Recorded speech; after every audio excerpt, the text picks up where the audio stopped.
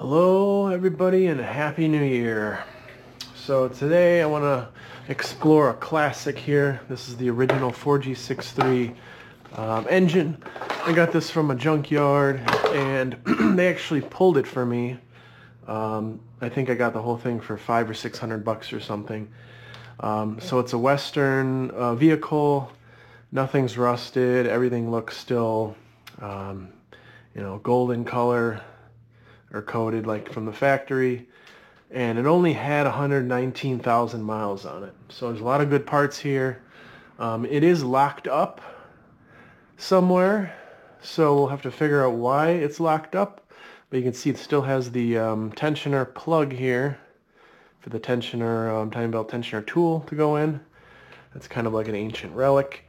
I don't know if it'll come out in one piece. Yep, sure does. So here's that little plug. If you need any parts from this, obviously let me know. I can ship them to you or whatever. Timing belt cover I know is pretty popular with people.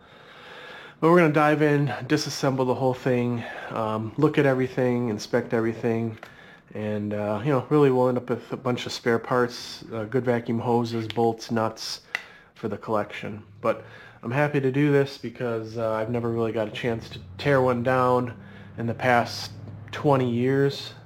It's been a while since I actually found one in the wild. So let's get started. Take off the intake manifold, engine mount, AC, kind of the backside stuff, and clear it out. Alright, we'll start with the rear motor mount, which I've already pre-loosened because they were pretty tight. Had to use a breaker bar. I'm going to assume this is going to go in the garbage because I don't know who would want this. And then the bolts we will organize by size and thread pitch and length at a later time. So next we will move on to the AC compressor bracket, which has 14mm bolts. Again, it's nice to have bolts like these on hand, especially if you don't have a collection of them already. Bottom ones are much shorter.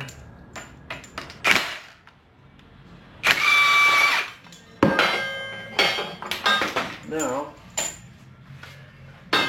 it's important to note, if you remove the AC bracket, you still need basically washers of this thickness to mount the axle to, if you're running an equal length half shaft. So you need, they do sell like a non-AC kit, which basically is these washer sizes, or you can cut this off I suppose and use this, but one way or another you're going to need spacers on these bottom bolts. Next up here is the intake manifold bracket, which I think a lot of people don't install this once they take it off. I don't know why. Again, 14mm on these. And what's weird is the bottom actually has like a adjustment, so you can slide it up and down on the bottom to get the bracket correct. So we got the original 1G leaking sticky knock sensor there. We'll pull that out and then try to remove these vacuum lines as one assembly. Okay, knock sensor, I don't know what size this is, maybe a 24, somewhere in there. Just use an adjustable wrench. You should probably disconnect the harness from the bracket so you're not twisting it, but this thing's pretty much going in the trash anyways. So that's off, and you can see how clean these freeze plugs are in here and everything. Now the vacuum hoses I do want to keep, maybe not this piece, but these are handy to have around for various projects and whatnot. So we'll disassemble those once we get to that side, or remove the manifold with them. Wiring harness is cut, but again, the wires inside, sometimes good to hang on to for projects. Okay, you see a good underside view of the block. So here are your 4 12mm bolts. You can see one 14mm bolt on the right here. But for this point in time, we're just gonna get these off here without smashing my fingers. It's always a good thing.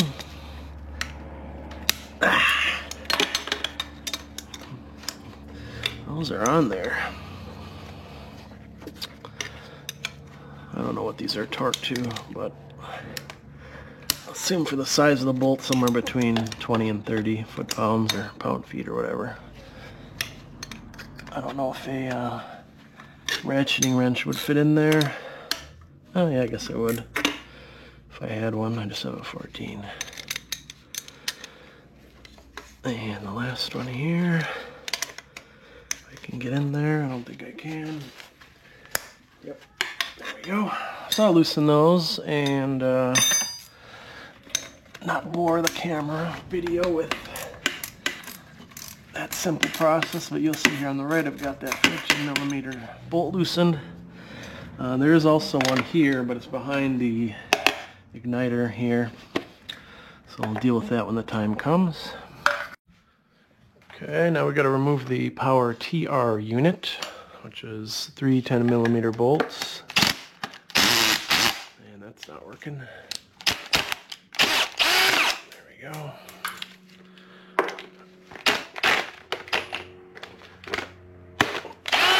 Drill's not liking that. Okay. These were different 1990 versus the 91 to 94. Again, not much desire for those in the used market. So we will probably just throw those away. So there's more bracketry. The coil pack now is blocking the 14mm nut, which holds on this upper left corner of the intake manifold. These look like 12mm, 2 here, and this should slide out. Plug wires, again, probably straight to the trash. No one's going to want these old, probably original plug wires, if I had to guess. No, maybe not. Import direct, 7mm silicone. These blocks maybe might be a market for those, or these clips, just this odds and ends stuff primarily that people would want.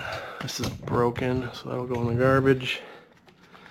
There's another clip here, also broken. It's going in the garbage. But yeah, this is something I'd hang on to because that's nice to separate the wires. And then this clip here again, another nice piece to have. The rest is going in the trash. Alright, some more vacuum hoses here. These little clamps too. I mean, like I said, you never know when you might need an extra vacuum line. Okay. 12 there. 12 there. And I'm missing a third one back here. That is our third 12mm bolt. This probably won't reach. Hopefully it does. Oh boy.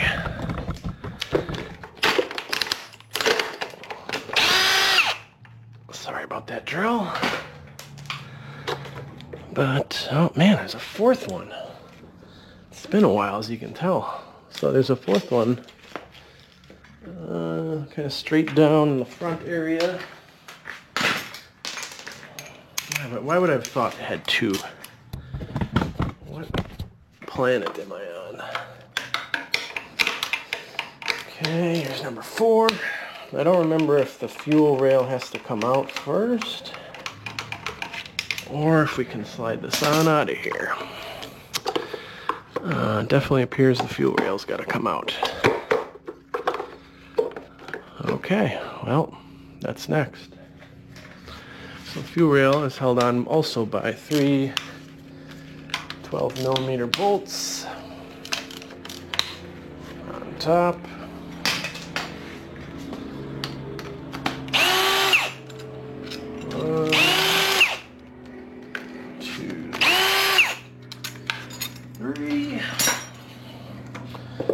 course, all the injector clips are on. We'll deal with those in a second. Fuel line's obviously cut on the back side. Should be able to just rotate this out of the way and then get our oil pack out of here. This probably doesn't help either. Fuel pressure regulator vacuum hose is in the way. Okay. Is this clear this way? There we go. Maybe we could have removed this without the rail out of the way. So since this is a 1990, it's got this Taco interface right here. If you have any plans on using 91 and up electronics in a 1990 car or Mitsubishi Mirage, you need this in order for your tack on the gauge cluster to work. So this is part of the puzzle. So keep that in mind if you're doing any kind of 90 to 91 and plus electronics. Little tidbits of information you need to know. Fuel rail spacers, again, I don't know if anyone needs those. We'll keep them because it's nice to have spacers for odds and ends. Alright, so now you can see we have some more bolts and nuts visible for the top of the intake manifold. We've got our 14 and then the other 12s across. I think I'm just going to remove the whole thing as one with the fuel rail, and then we'll just deal with that after the fact. Alright, intake manifold's ready to come off. This is really going to give us our first look into the valves. See if there's any damage on the intake valve side, or figure out kind of what we're dealing with here. So you're getting the first look with me. We've got valves open. Valves open. Valves open. One valve open on the right, and the left valve is closed. That's not normal. So, we inspect the timing belt here. Kind of odd because you have some marking on this side. Typically, you'll get a groove on the inside if you use the wrong length oil pan bolt on the bottom here. So I'd be interested to see what this is from, but it's looking like we have bent valves or something. So, back side's all clear off. Now we can move to the pulley side, get these off, try to spin this. Turbo has already been removed because I guess they just don't sell turbos with their engines at the junkyard. I did look here, and the timing marks are almost on. This one looks a little bit, this dot is kind of more down than this one. So I don't know if they tried to do a timing belt and just failed on the timing belt change. But we will move on to these. Okay, so this is your water pump and power steering pulley, essentially. You definitely want to keep your fingers clear when doing this. They do make a holder. You can kind of strap around the pulley and hold it, but if you have good impact, you're not going to need it. So here's the proper orientation. Obviously the cup side goes inside. I have seen these put on backwards, so someone, not this one, but the other one. This is the power steering pump pulley. That only goes on one way. But I have seen this go on backwards, and that causes some problems. Not much, but enough to pop the belt off. So that's fine. Water pump spins okay. Now we're going to move on to this. And there is an actual puller you use to pull this off properly. You don't want to use like a pry bar or anything. At the outsides, looks like we've got 12 millimeters here. I think the middle is a 22. Find out in a second. Okay, there's our 22mm socket. Not impact, of course.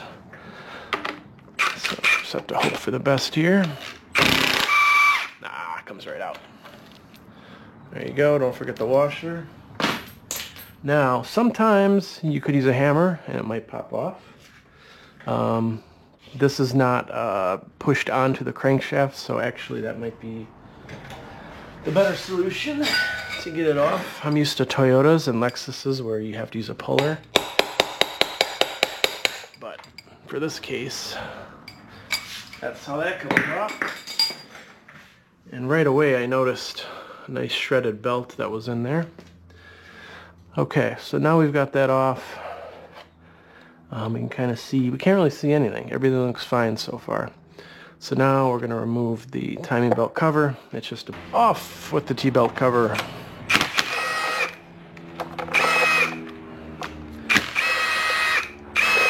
A lot of these are different lengths, so please be careful when removing them and installing them. Otherwise you'll bottom them out and damage the threads underneath. So that's critical. A lot of short ones, some long ones.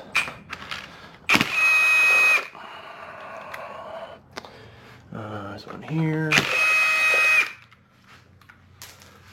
Okay, getting there. We got 3 more. 1, 2. Talk about overkill. We're using the Mega Fuel impact on these, but now our timing belt cover will graciously exit. And we've got belt inside of the timing belt cover. And there's belt on the bottom of the timing belt cover. And you know what this belt is? Ta-da!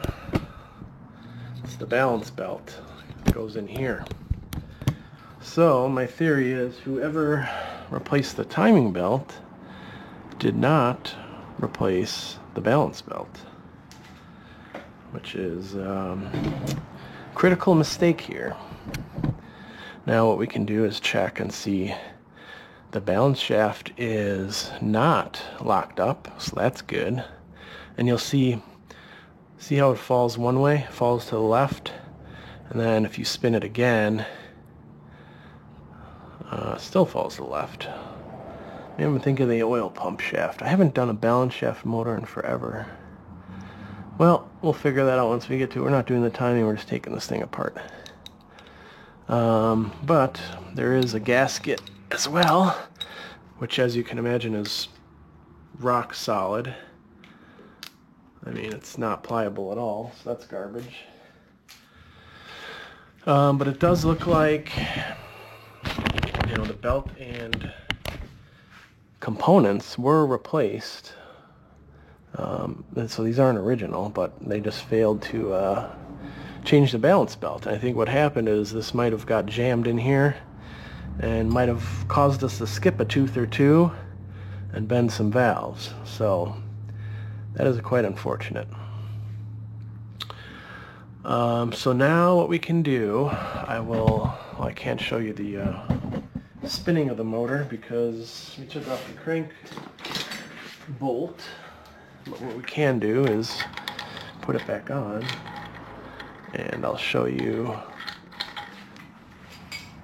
how it moves or how it doesn't move. And we'll go from there. Start disassembling some timing belt components. Okay, so you'll see it still has, you know, that kind of compression stroke. However, at this point, it locks up. So it's definitely feels like valves preventing us from going any further. You know, we need these lined up on top, 12 o'clock. Can't go. We can turn it backwards, like so, and it kind of gets stuck at the same place. This is actually good news though, because I'd rather have bent valves over a contaminated and damaged bottom end. Because the crank is more valuable, Everything on the lower end is more valuable if it's not damaged, starved of oil, spun bearing, anything like that. So I'm feeling pretty good, and it does have 120K, so we're looking good. We got a lot of spare parts here. Now you'll see the tensioner here, the two holes are pointed at 12 o'clock position. That is correct for 1Gs. For 2Gs it's a little bit different. I think it's 3 o'clock or 9 o'clock. One of the two, I can't remember, don't quote me. But whoever did this timing belt did it correctly. Doesn't really matter which order we disassemble because, it's toast. Okay, so those come out. We could probably keep these.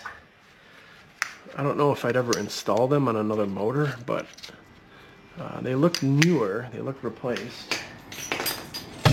And I don't know if you can get those new anymore. I'm not sure what's discontinued. I know the tensioner itself, people have had issues with locating and all that. But couldn't tell you. Now with that gone, we can remove either the tensioner bracket, which I think the bracket might be discontinued or hard to find. I've seen posts of people looking for that specific bracket. So I might want to hoard that piece.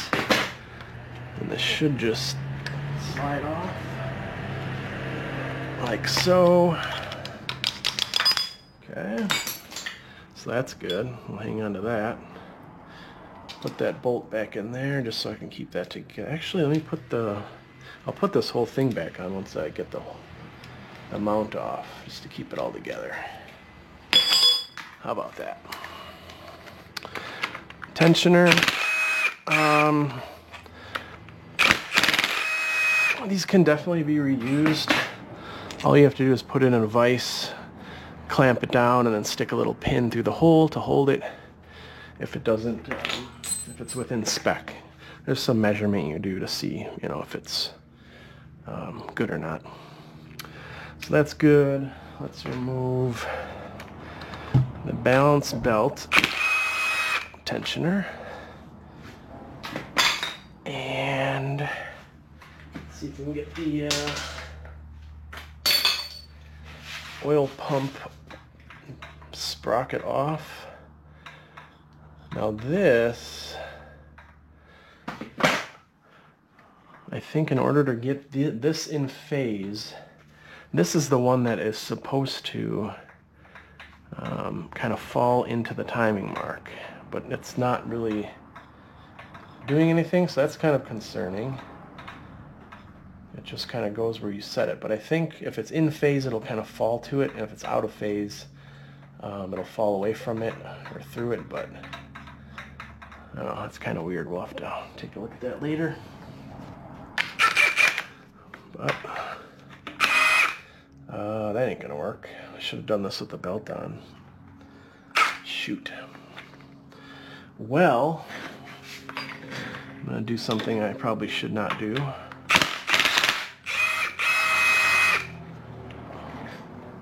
The case itself, again, you don't want to use like aftermarket cases because the fitment's kind of weird sometimes, but I don't know if you'd want to reuse an old case like this. Because again, I don't know if these are available anymore. These might be on the way out. So there's a lot of stuff on these old Mitsubishis that are just can't get anymore, fortunately. So I'm probably gonna have the same problem here. Yep, of course. I'll just quietly do this. No one's gonna see me do it. Oops. Nope. Let's do this. Oh boy.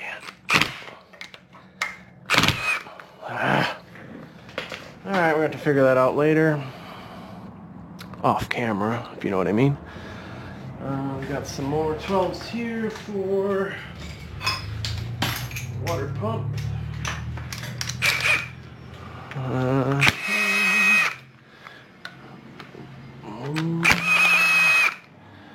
Now these, I think, as well, see there's shorter ones here too, so you gotta be careful.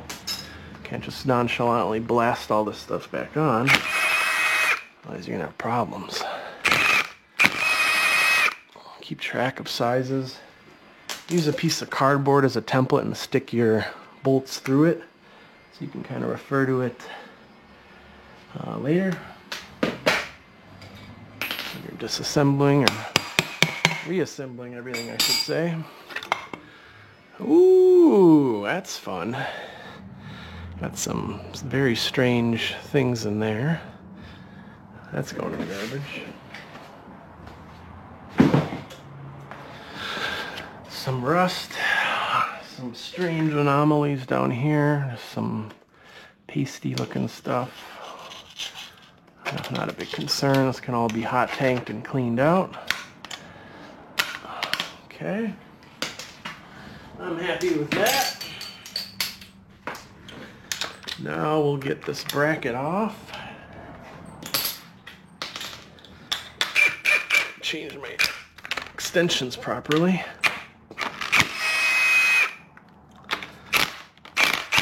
These are all 14 millimeter socket tree.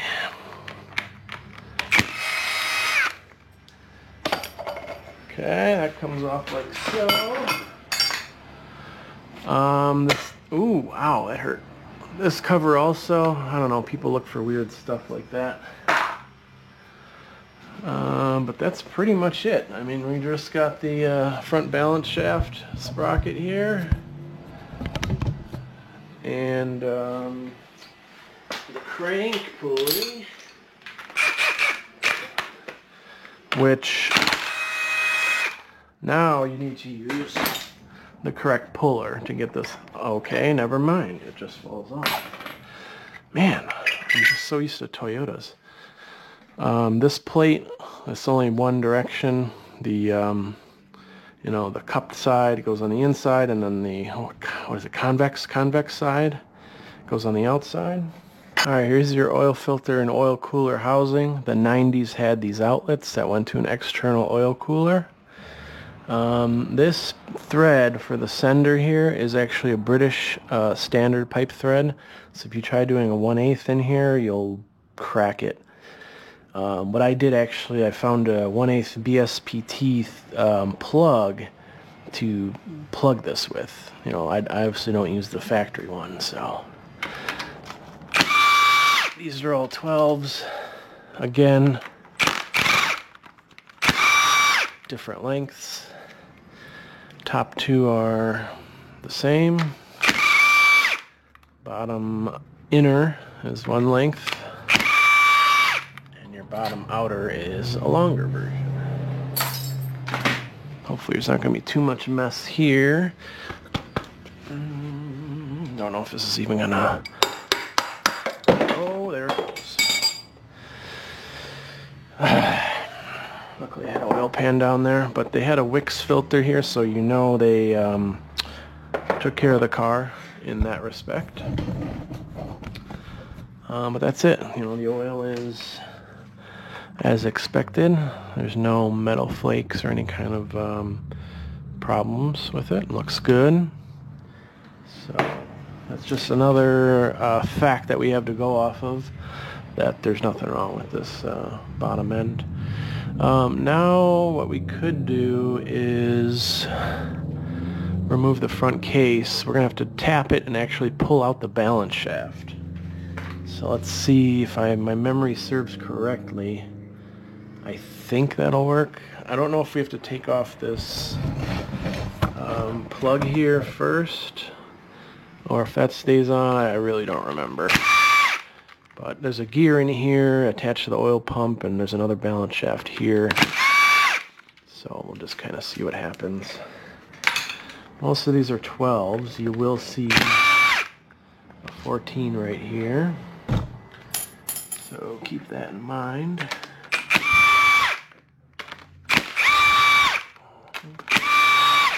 There we go.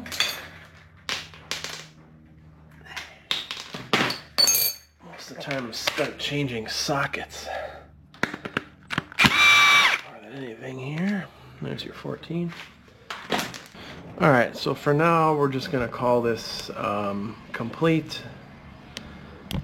My light is dead, so I'll have to charge that.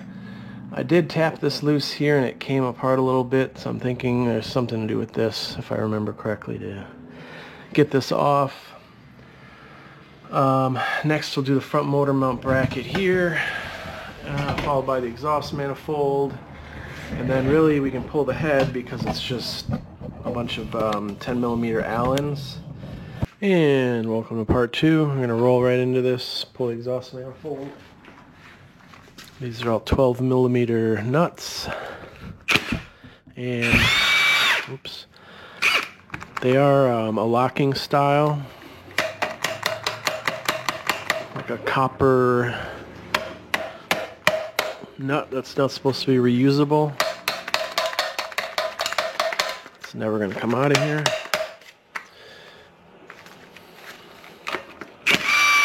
Sometimes the studs will come off, or in this case, break. So I'm going to try loosening these by hand, at least initially, so I don't break any more studs, because that's going to be a pain to drill out.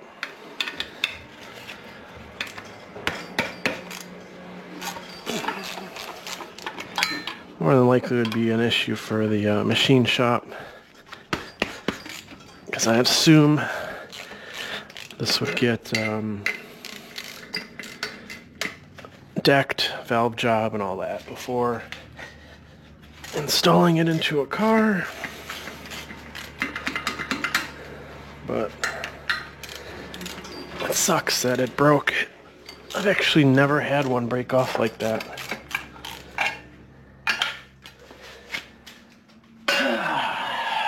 Okay.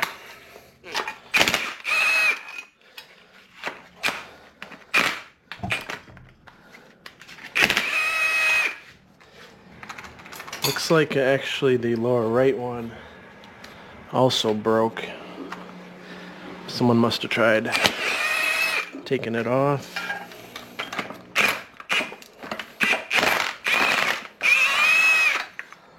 Which isn't uncommon. Okay.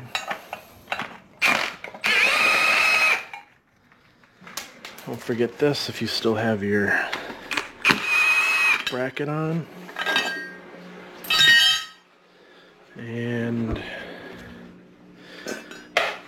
we're good to go. This is probably going to go in the garbage. This is the 1G manifold's crack right there. And right there.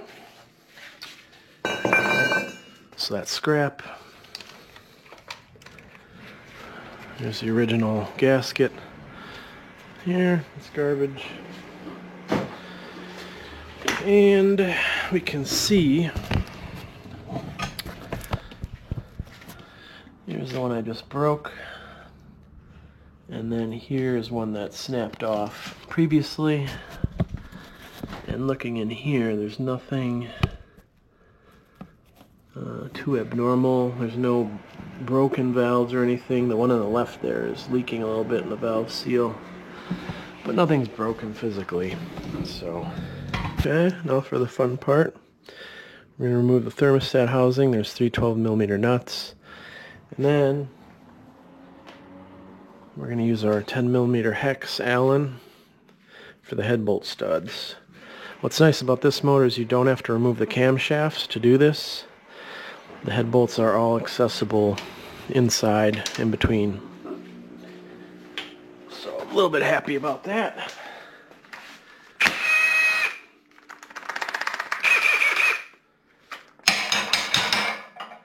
Okay, well, just leave that one in there, I guess.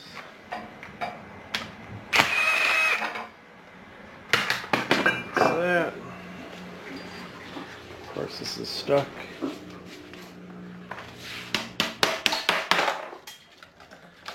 Thermostat all rusted. What can we use here? That'll work. Pry that off. same story, like a lot of rust in there, which is unusual. I don't know why there would be so much rust. You can also pull off our cam angle sensor here.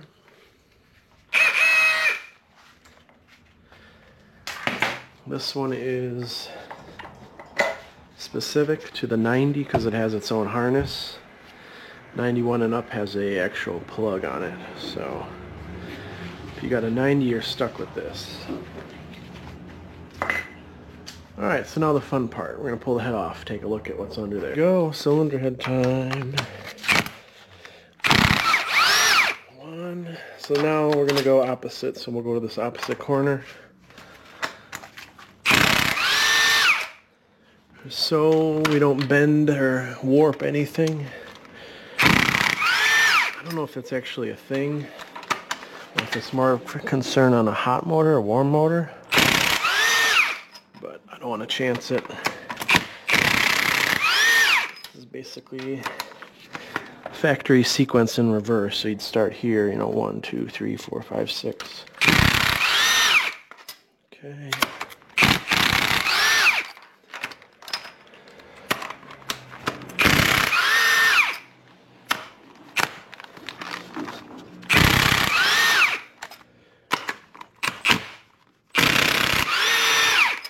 Alright, very good. I'm going to grab a magnet and pull all these out of here before we lift the head. Will the head lift off easily? Nope. Yep.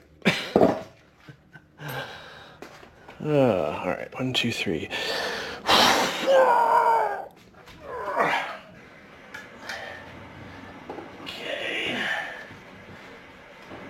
Take a look at the head afterwards, but clearly you can see marks on the pistons here where all the valves hit. So pistons, I mean, these probably, you wouldn't reuse these, but the cylinder walls themselves look good. There's no significant damage. You can just barely see a factory crosshatch pattern, which is good. But typically you would just, bore this larger if you're going to reuse it. What's good though is you have the factory, this has never been decked on the top. The head's never been surfaced or decked, so you're dealing with factory thicknesses, which is good. So this would be a prime short block for a build, because it's never been touched. So that's kind of as expected. Nothing really crazy with the head, other than the bent valves that we saw earlier here. You can see how they're kind of visibly bent. They didn't break. That's a good thing. But they're not going to be usable, so those are all junk. But again, the head itself is good. The block is good. That's all that matters for us at this point in time. So what we'll do now is pull this mount off, and then we'll rotate it, pull the pan, and kind of take things apart from the bottom. Probably leave it as is though. We're not going to pull the crank and everything off, just because it's a good short block core essentially, just to kind of deliver to a machine shop in this fashion. Now that the engine's lighter, there's less stuff on it. It's a lot safer to flip it up on your own. If you were trying this, by yourself with a full motor or long block. Okay, that was not great. That would be much more dangerous. But since it's much lighter, there's less on it, you can just easily spin it on. So we got a big spill we got to clean up, and then we can work on the pan. Pan's a little dented, but I think you could still use this. The only advice I have on the pan is that these bolts are not torqued very hard, and the majority of the sealing is done by the actual sealant, not torquing it tightly. So when you put the pan on, you want to just push it on with your hand, maybe put a couple bolts in loosely, and then let the gasket maker set up. Once it hardens, then you can go ahead, tighten your pan down. Or, you know, the alternative method, one way of thinking is you go ahead and tighten everything down after you put on the gasket maker, just hand snug or 5 foot-pounds or whatever it is, and then, you know, that's fine too. So, two ways of thinking depending upon the pan and the gasket and all that, but you'll see people do it both ways. I prefer to put the gasket maker down and then tighten everything and kind of cross sequence to spec, whether it's 5 foot-pounds or 7 or whatever, and then that's it, you're done. And I usually wait 12 to 24 hours before putting any oil in it, just to be safe. So I'm going to take the rest of these off, and we'll pull off the pan. So there's a special tool you can get on Amazon that's made to split this carefully. It's like a bladed tool, and then you tap it in so you don't bend the pan, because once the pan is bent, it's going to be hard to seal. Sometimes what works is I like putting a screwdriver in here and tapping, and sometimes that'll pop it loose like it did. Obviously I tried that off camera and made sure it worked. But looks like factory sealant, and nothing too crazy in here. There's some weird hard stuff, but no bearing material. So that's good. Also looks like there's I don't know what this is. It's metal, but it's like a little something broke off. I'm not sure what that would be. Alright, so in here everything looks kind of golden, which is what you're looking for. Here on the oil pickup too, there's some hard material, but again, it's not like bearing material or anything. There's nothing really crazy going on here. What I did want to check, oh, okay, that makes sense. So remember when I was trying to take this off, I forgot that this was attached, the oil pickup was attached to the pump. So once we remove this, we should be able to separate the pump if I'm not mistaken. Alright, so we've got a 12 millimeter nut here, and then two 12 millimeters here.